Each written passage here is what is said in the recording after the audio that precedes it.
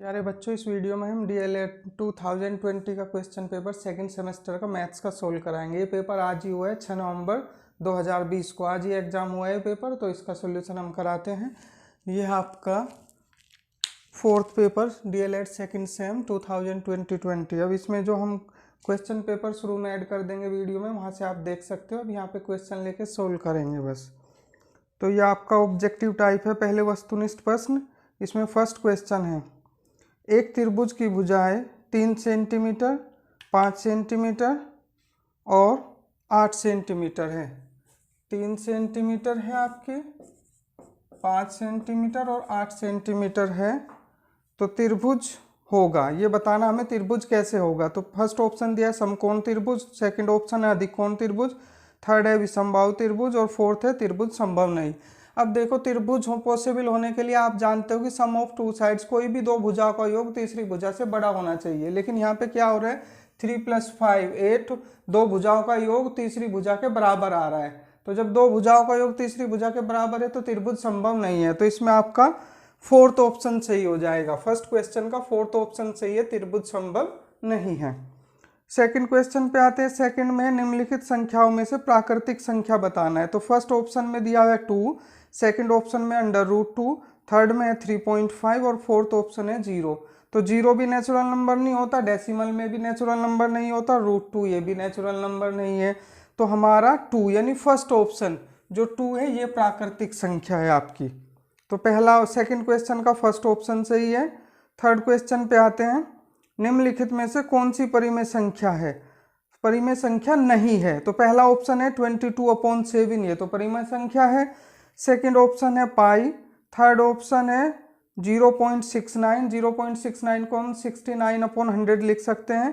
Fourth है 5/√16, √16 4 होता है, यानी 5/4 हो जाएगा। तो ये भी परिमेय संख्या है, थर्ड वाले भी, फोर्थ वाले भी, फर्स्ट भी। जो पाई है, पाई आपका यहाँ पे पाई ये परिमेय संख्या नहीं है, क्योंकि परिमेय संख्या कौन सी होती है, जो P/Q की फॉर्म में होती है। P और Q इंटीजर्स होते हैं और Q ≠ 0। तो पाई आपका परिमेय संख्या नहीं है, क्योंकि π/1 तो कर सकते हो P/Q की फॉर्म में, लेकिन P और Q दोनों इंटीजर्स नहीं है, पाई इंटीजर्स नहीं है, इसलिए ये आपका परिमेय संख्या नहीं है। तो ये आपका ऑप्शन थर्ड क्वेश्चन का सेकंड ऑप्शन सही हो जाएगा। फोर्थ क्वेश्चन है, निम्नलिखित में सर्वसमीका है, आपको सर्वसमीका बतानी। सर्वसमीका क्या होती है, जिसमें लेफ्ट हैंड साइड और राइट हैंड साइड दोनों इक्वल आए, एक्स की कोई भी वैल्यू पुट करे दोनों इक्वल आना चाहिए, तो वो सर्वसमीका होती है। इसमें फर्स्ट ऑप्शन दिया है 2x + 3 = 5, ये नहीं है, यहाँ से x की केवल एक वैल्यू निकलेगी।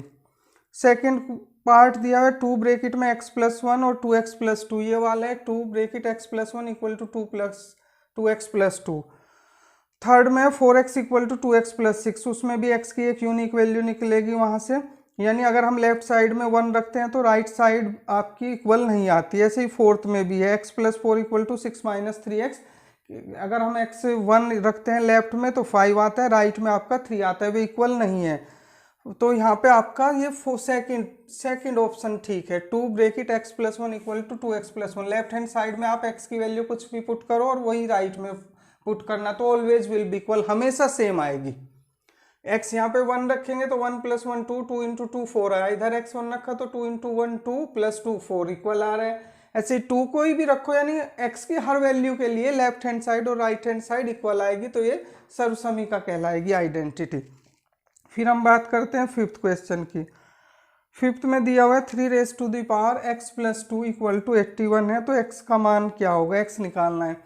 अब 81 को आप क्या लिख सकते हो, 3, क्योंकि यहाँ पे बेस 3 है तो हम 81 को भी 3 की पावर में ही बनाएंगे। तो 81 लिखा जा सकता है 3 × 4, 3 की 4 टाइम्स मल्टीप्लाई करो तो 81 आता है।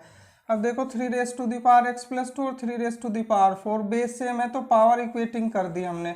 x + 2 = 4 लेंगे तो x = यहाँ से 2 आ जाएगा। तो आपका फिफ्थ क्वेश्चन का फर्स्ट पार्ट राइट आंसर हो जाएगा। तो ऑब्जेक्टिव टाइप तो आपके 5 के 5 क्वेश्चन हो गए। अब हम चलते हैं नेक्स्ट क्वेश्चन की ओर।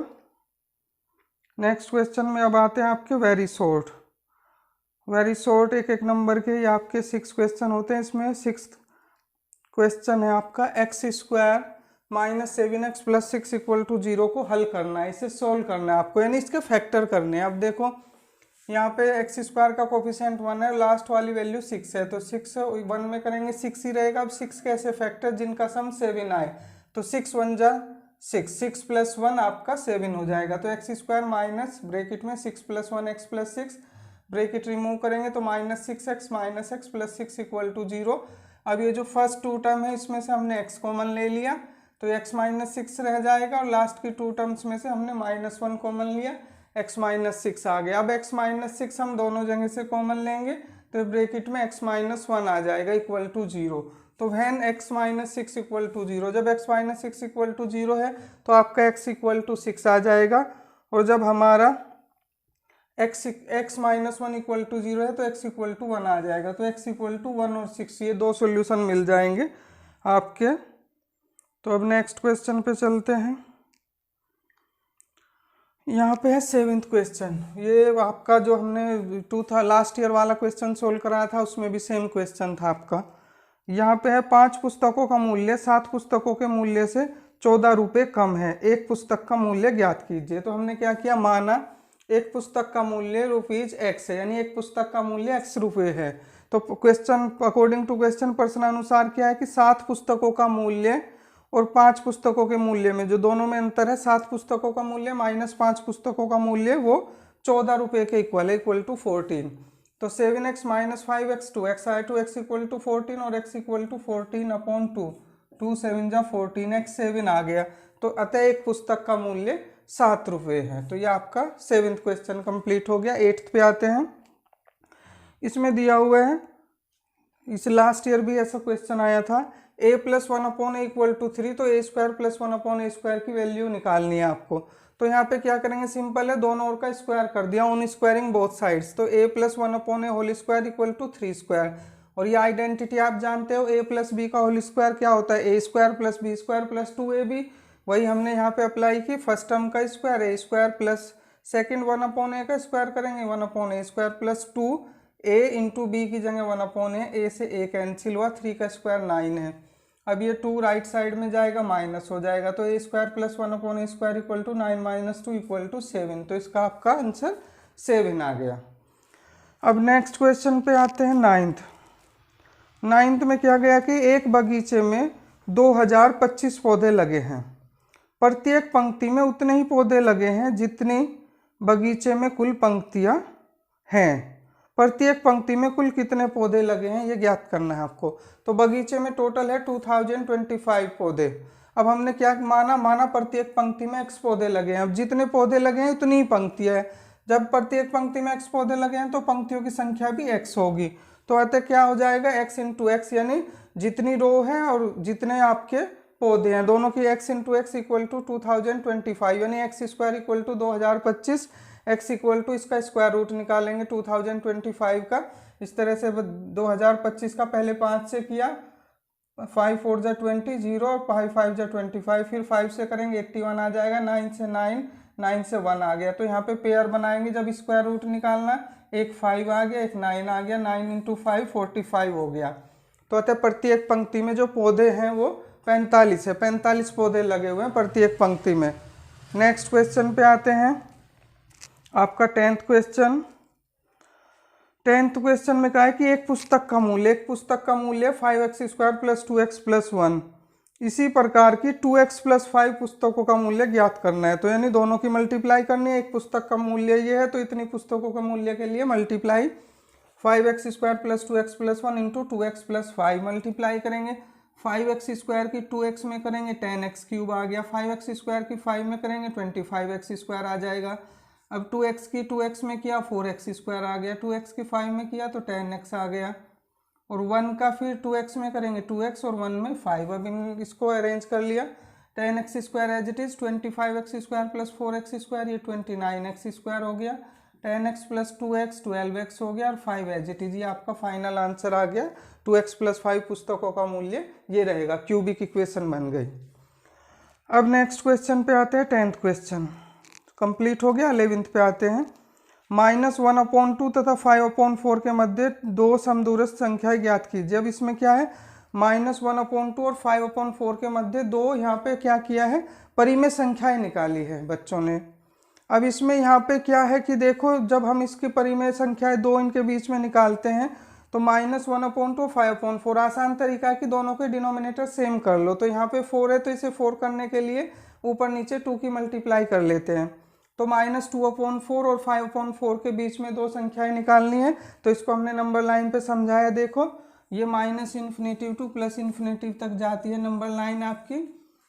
यहाँ पे -2/4 ये और 5/4 ये हो गया। तो इन दोनों के बीच की जो संख्याएं हैं, आप ऐसे तो दो के बीच में इनफाइनाइट नंबर इंसर्ट कर सकते हो, पर ये हमने इसके अकॉर्डिंग दिखाया। -2/4, फिर क्या आएगा -1/4, 0, 1/4, 2/4, 3/4, 4/4, 5/4। तो इन दोनों के बीच की आपको दो संख्याएं लिखनी है। तो वैसे तो हम कोई भी दो संख्या लिख सकते हैं, लेकिन क्वेश्चन में थोड़ी सी लैंग्वेज इसमें घुमा के दी है। अगर हम मध्य की बात करते तो एक ही संख्या आती बिल्कुल मिडिल में, तो लेकिन यहाँ पे दो पूछा गया है तो हम इसको इस तरह से समझ सकते हैं, ये 1/4, 2/4। अब देखो इससे जितनी डिस्टेंस 1 2 3, जितनी डिस्टेंस इधर है इससे इतनी डिस्टेंस इधर है 1 2 3। तो यानी ये दोनों संख्या को अगर हम कंबाइंड रूप में ले तो ये दोनों से इक्वल डिस्टेंस पे आ जाएगी, समदूरस्थ हो जाएगी। ठीक है, तो वैसे तो आप रेशनल नंबर तो इनके बीच में कोई भी दो लिख सकते थे, तो इसलिए हमने कि क्योंकि इसमें थोड़े से क्वेश्चन में लैंग्वेज इन्होंने घुमाई है, तो अगर हम दोनों को एक साथ ले तो इधर 3 डिस्टेंस और इधर इधर वाली सेम है, तो ये 1/4 2/4 राइट आंसर। वैसे तो परिमेय संख्या तो इनके बीच में आप कोई भी बना सकते हैं, इनमें से कोई भी ले सकते थे। नेक्स्ट क्वेश्चन पे आते हैं। ये आपका 12th question, x⁴y minus xy⁴ का गुणनखंड ज्ञात कीजिए।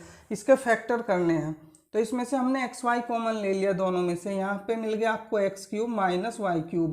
अब ये डायरेक्ट आइडेंटिटी आप जानते हो, a³ माइनस b³ की आपने पढ़ी है, a minus b into a² plus b² plus ab, तो उसी को ओपन किया है।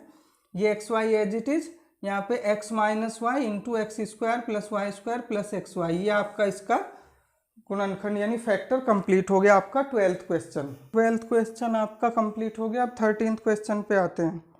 13th में है, एक वर्गाकार मैदान की एक भुजा 28 मीटर लंबी है, यानी आपका स्क्वायर टाइप है, 28 मीटर लंबी है। यदि मैदान के अंदर चारों ओर 2 मीटर चौड़ा रास्ता पैदल चलने वालों के लिए छोड़ा गया है, तो शेष मैदान का क्षेत्रफल ज्ञात कीजिए। देखो लास्ट ईयर भी आया था इस टाइप का क्वेश्चन, उसमें बस ये मेंशन नहीं था कि ये रास्ता अंदर है या बाहर है। इसमें बिल्कुल क्लियर लिखा हुआ है कि अंदर चारों ओर 2 मीटर चौड़ा रास्ता छोड़ा गया है पैदल चलने वालों के लिए, बाकी जो आपका शेष मैदान है उसका क्षेत्रफल ज्ञात करना है। अब देखो ये है आपका ABCD एक स्क्वायर है वर्गाकार, जिसकी भुजा 28 मीटर है। वर्ग है तो चारों साइड इक्वल रहेंगी, ये भी 28 मीटर रहेगी, all 4 sides will be equal. अब इसने कहा इसके अंदर, इस मैदान इसके अंदर 2 मीटर का ये रास्ता छोड़ा गया है पैदल वालों के लिए, तो चारों साइड में छोड़ा जाएगा, तो ये आपका PQRS बन जाएगा अंदर एरिया जो हमें रिक्वायर्ड है। अब इसमें क्या हो जाएगा, देखो 2 मीटर तो इधर से कम हुआ, 2 मीटर इधर से कम हुआ, तो 28 में से 4 मीटर कम हो जाएगा, तो ये हो जाएगा 24 मीटर। 28 में से 4 जाएगा 24। तो अभी इसका जो स्क्वायर बना है अंदर PQRS, इसकी चारों साइड 24 मीटर रहेगी, ये भी 24 रहेगी, ये भी 24 रहेगी, ये भी 24 रहेगी। तो हमें जो एरिया निकालना है वो अंदर वाले का यानी PQRS का निकालना है, वर्गाकार जो बना है आपका।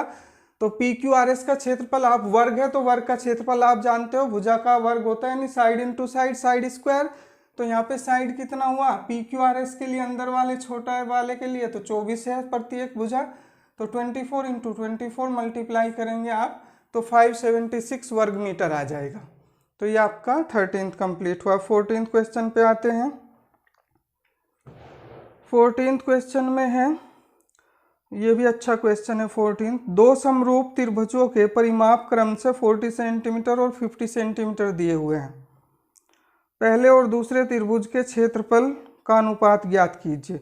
अब देखो समरूप त्रिभुज है, सिमिलर ट्रायंगल है, तो दो समरूप त्रिभुज हैं, तो हमने माना दो समरूप त्रिभुज ABC और PQRS है। समरूप है तो शेप तो एक जैसी रहेगी, साइज आपका अलग अलग हो सकता है।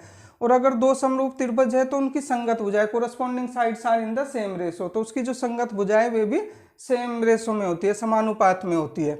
अब क्वेश्चन में परिमाप दिया हुआ है, तो त्रिभुज ABC का परिमाप और त्रिभुज PQR का परिमाप 40 और 50 सेंटीमीटर दिया हुआ है। अब समरूप त्रिभुज है तो जो रेशो उनके जो अनुपात उनके परिमाप में होगा वही उनकी भुजाओं में भी होगा, क्योंकि ये समरूप त्रिभुज है तो तीनों साइड आपकी all three sides will be in same ratio.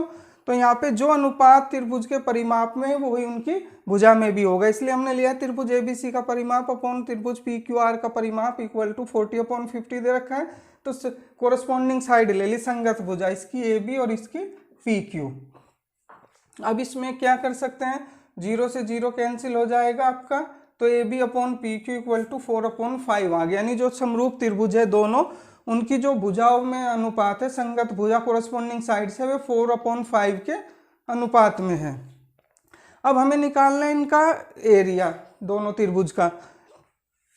तो त्रिभुज एबीसी का क्षेत्रफल अपॉन त्रिभुज पीक्यूआर का क्षेत्रफल, दोनों समरूप त्रिभुज हैं, सिमिलर ट्रायंगल है, तो इनका क्षेत्रफल होगा कोरस्पॉन्डिंग साइड्स के स्क्वायर में जो रेशो होगा, यानी A B square upon P Q square. दो समरूप त्रिभुज का क्षेत्रफल जब हम निकालते हैं तो उनकी संगत भुजाओं के वर्गों के अनुपात के बराबर होता है।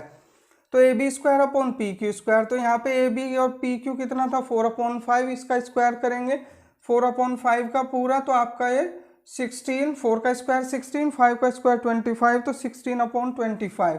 तो दोनों त्रिभुज में जो अनुपात आएगा वो 16:25, 16 और 25 का आएगा। ये इसका आपका आंसर हो गया 14 का। ये समरूप त्रिभुज है, इसलिए आपका जब पहले परिमाप के बेस पे साइड निकाली रेशो उनका साइड में कोरस्पॉन्डिंग साइड में, फिर साइड के बेस पे आपने उनका क्षेत्रफल निकाला।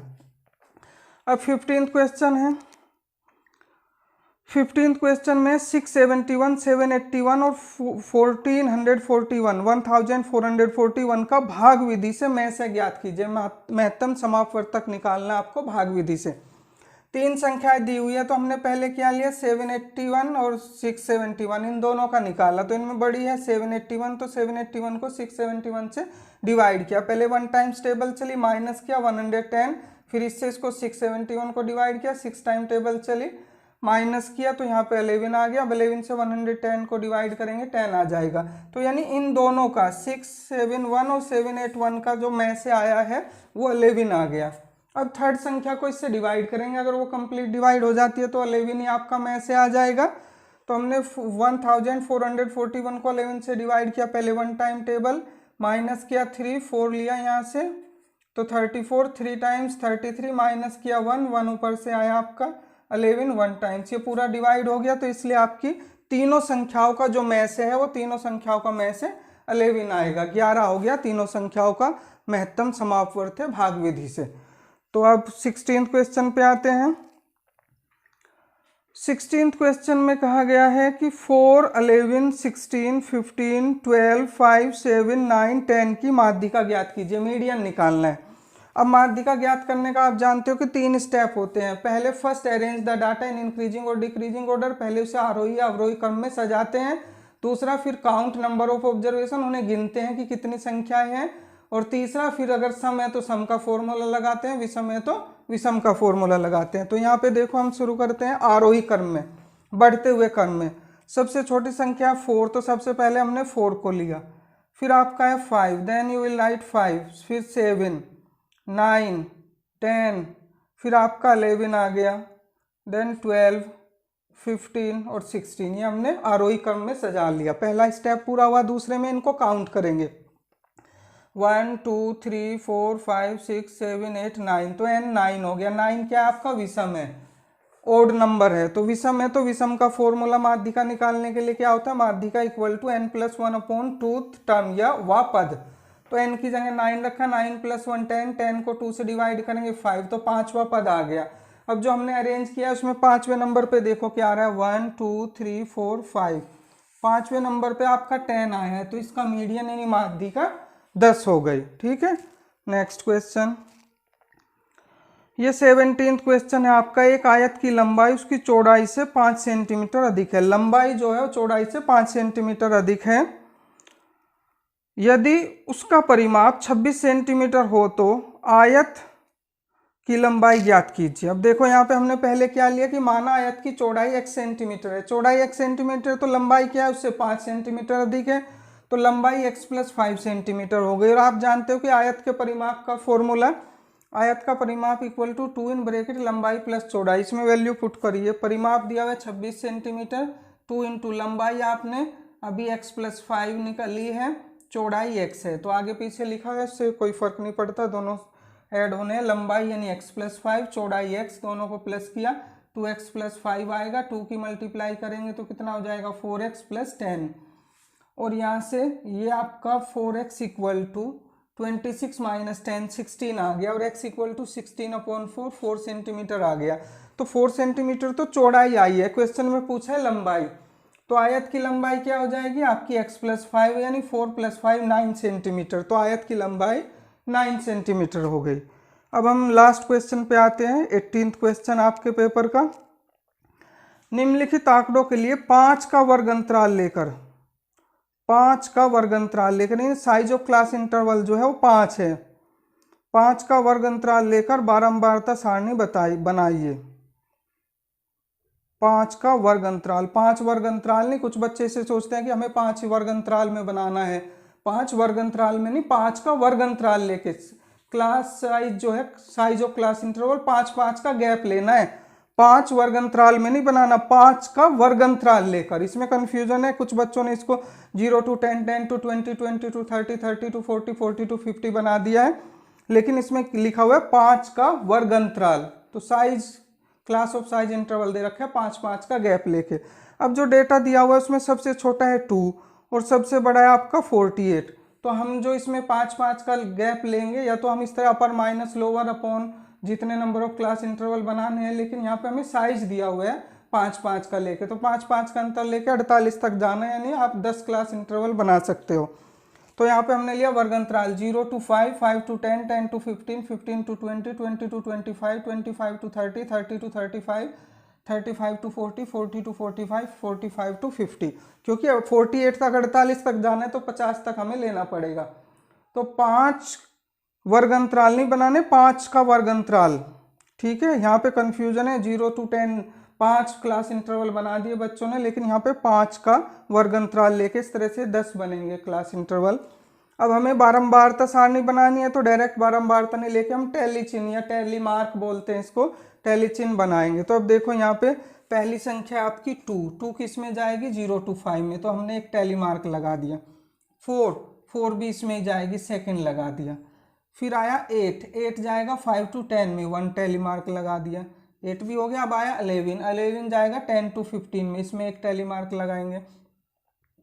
14 जाएगा आपका 10 to 15 में, यहाँ पे सेकंड हो गया। 16 जाएगा 15 to 20 में, एक टैली मार्क लगा दिया। 20, अब देखो 20 को ध्यान से देखो, 20 को 15 to 20 में नहीं लेना, यहाँ पे एक ही आया, 15 to 20 में तो केवल 16 वाला आया है, क्योंकि 20 आया इसका मतलब है 15 से 20 तक, 20 नहीं आएगा इसमें, 20 नेक्स्ट वाले में जाएगा, तो इसको ध्यान रखना, 20 वाले को, इसको लेके कंफ्यूजन रहता है। तो ये 20 तक है, 20 नहीं इंक्लूड है इसमें, 20 नेक्स्ट वाले में जाएगा 20 to 25 में, तो इसमें हमने टैली मार्क कर दिया। फिर है 28 जाएगा आपका 25 to 30 में। 25, फिर 25 पे भी वही कंडीशन आई जो 20 पे आई थी, 25 जाएगा 25 to 30 में, ये मार्क हो गया आपका। 40 जाएगा 40 में भी वही है, 40 to 45 में जाएगा 40। 30 जाएगा 30 to 35 में। 48 लास्ट वाले में, 45 to 50 में 1, ये टैली मार्क हो गए पूरे आपके। अब यहाँ पे बारंबारता, इसमें 2 टैली मार्क है तो 2 इसकी बारंबारता, इसमें 1, इसमें 2 है 2, इसमें 1, यहाँ पे 2 है तो 2, ये 1, और इसमें कोई भी नहीं आया। 35 से 40 वाले में कोई भी वैल्यू नहीं है, इसमें 0 रहेगा, और इनमें एक है तो 1 हो जाएगा। तो इस तरह से बारंबारता सारणी बन गई है। तो इसमें देखा आपने, हमने पूरा क्वेश्चन पेपर सॉल्व किया है।